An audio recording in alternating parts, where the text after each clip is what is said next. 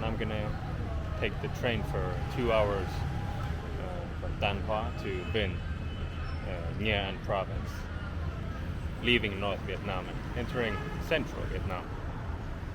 So see you guys there.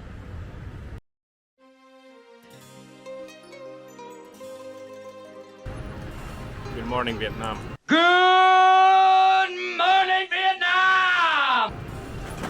It's 6:30 in the morning. Got myself a bike out here in Vinh, Nghe An province. So without further ado, let's go check out Ho Chi Minh's birthplace.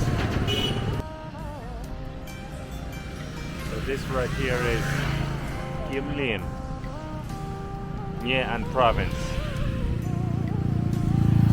The village where the most influential Vietnamese person ever was born and grew up.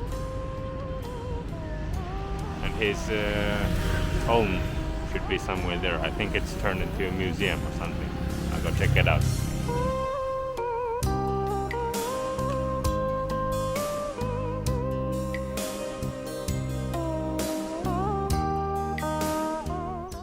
So here we are at the historical site of Ho Chi Minh's birthplace. So in 1883, Ho Chi Minh's parents, Nguyen Sin Sat and Hoang Thi Loan, moved here in a house that their parents, Ho Chi Minh's grandparents, built for them to live in. And they had 3 children, the youngest of them being Nguyen Sin Cung Ho Chi Minh. That's the name he was given at birth. He was born in 1890. And the family lived right here for a while until Ho Chi Minh's father began studying in Hue, and the Ho family moved there.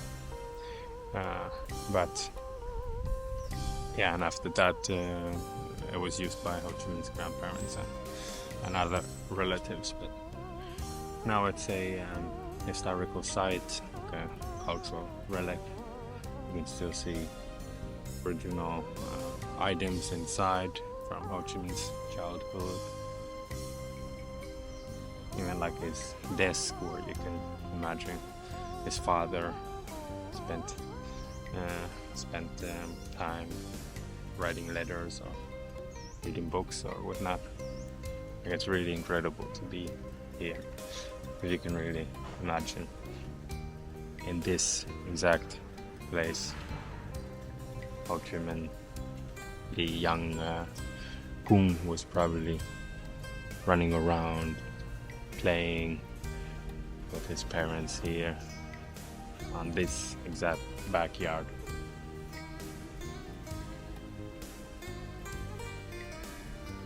The most influential person in Vietnam.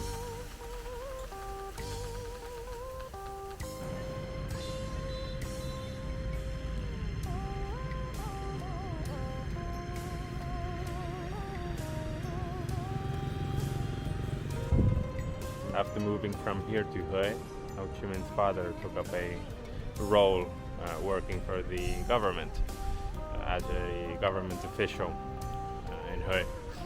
And working for the government gave Ho Chi Minh's father first-hand experience of the oppression, corruption, and all the problems associated with the, at that time, feudal system with colonialism. And he was a vocal contestant of colonialism, and that sparked Ho Chi Minh's kind of revolutionary ideas as he was growing up in Hue.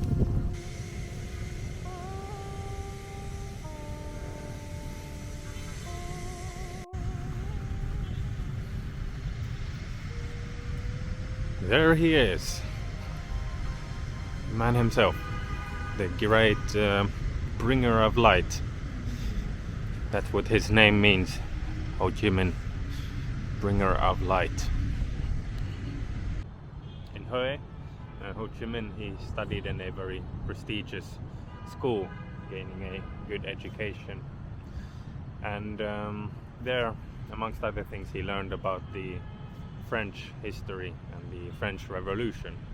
And he was very intrigued by the principles of equality and liberty. And he saw the hypocrisy because of how France was treating its colonies like Vietnam. And in school he took part in some demonstrations also against the colonial powers and the government. But he still had a desire to see France for himself, so he took up a job working as an assistant for a cook on a French ship and sailed to Paris. After a while, Ho Chi Minh moved to Russia, Moscow, to study Marxist-Leninist theory and strategies for class struggle as well as anti-colonialism. And there he was greatly influenced by the ideology of Lenin and the Bolsheviks. And after Russia, Ho Chi Minh moved to China, where he worked to organize the Vietnamese communists and nationalists, and in 1930 he formed the Indochina Communist Party by combining various different groups together, uniting them. And in China, basically Ho Chi Minh kept growing his knowledge and organizing the Vietnamese people and waiting for the right time to go back to Vietnam and continue the independence movement back in the homeland.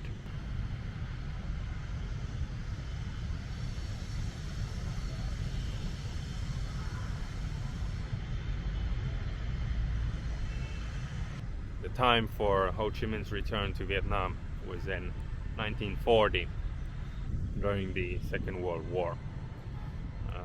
Germany had invaded France, and Indochina, being a French colony, a French territory, it was handed to the Axis powers.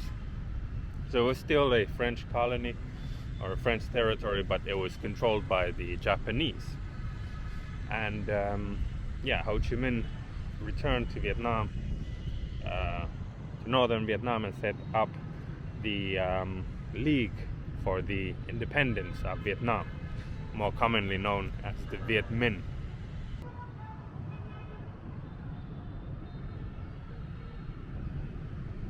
The Viet Minh, they rebelled against the Japanese all over Vietnam, and in 1945, as we all know, finally Japan was defeated and the Second World War ended. Now, this was the moment that Ho Chi Minh had been waiting for. France had been greatly weakened and the Japanese were gone from Vietnam. So this was the time. And they immediately, the Viet Minh, they started the August Rebellion and were able to gain victory, and Ho Chi Minh declared independence on the 2nd of September 1945. Sự thật là dân ta đã lấy lại nước Việt Nam từ tay Nhật, chứ không phải từ tay Pháp. Pháp chạy, Nhật hàng, vua Bảo Đại thoái đi, dân ta đã đánh đổ các xiềng xích thực dân gần 100 năm nay để gây dựng nên nước Việt Nam độc lập.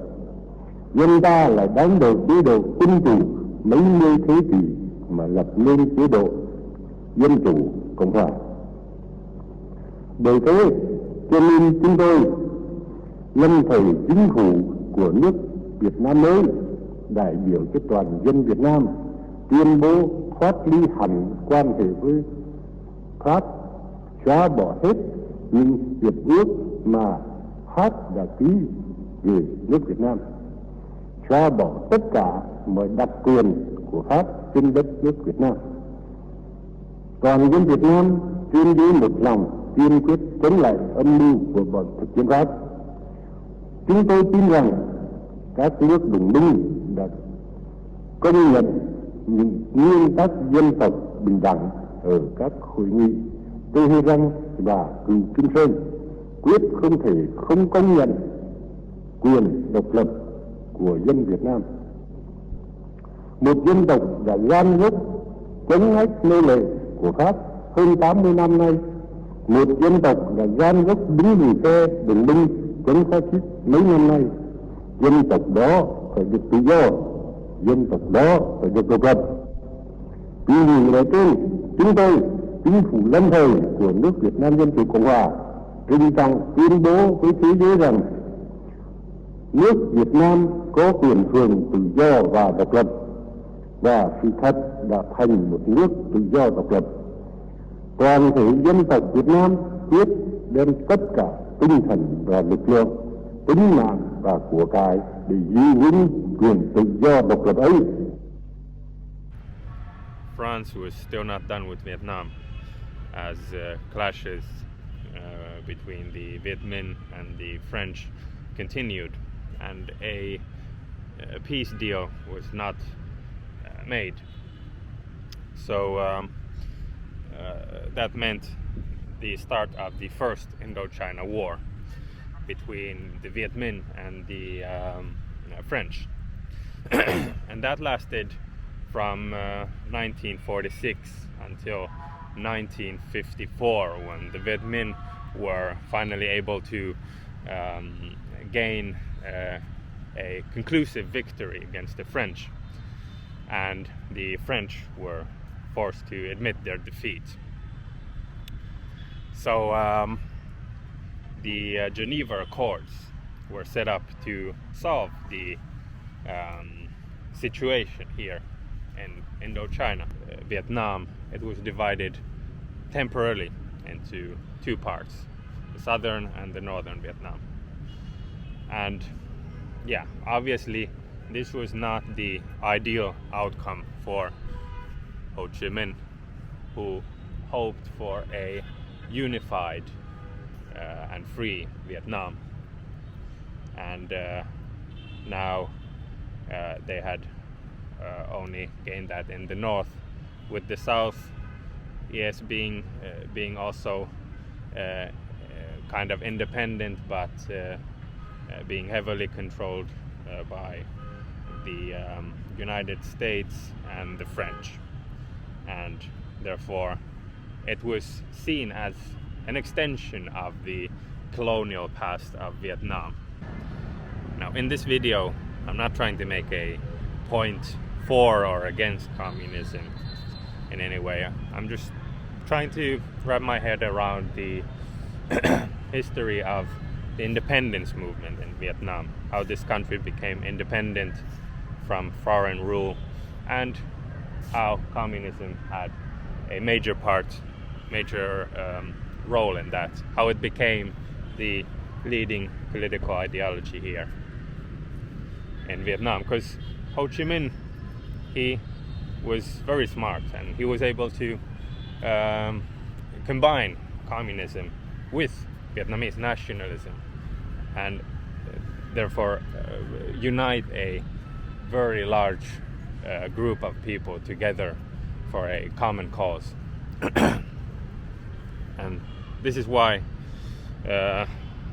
coming into the second Indochina War, more commonly known as the Vietnam War, North Vietnam was able to remain very unified because of this ideological difference, and because of the fact that South Vietnam was still seen, especially by the North Vietnamese, as an extension of the colonial history, the colonial past of Vietnam, as a kind of puppet state.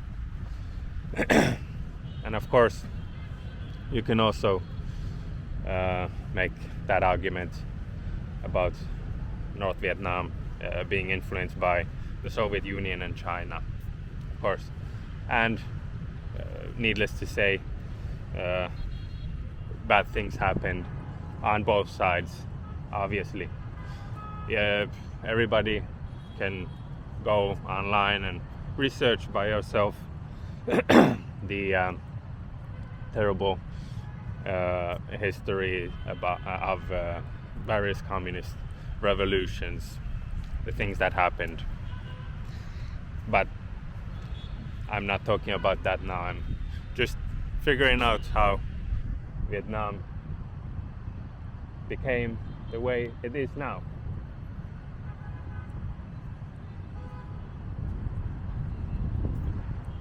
And this is amazing, this park here in Vinh, Ho Chi Minh Memorial Park. Very grandiose, very, I don't know, Soviet style.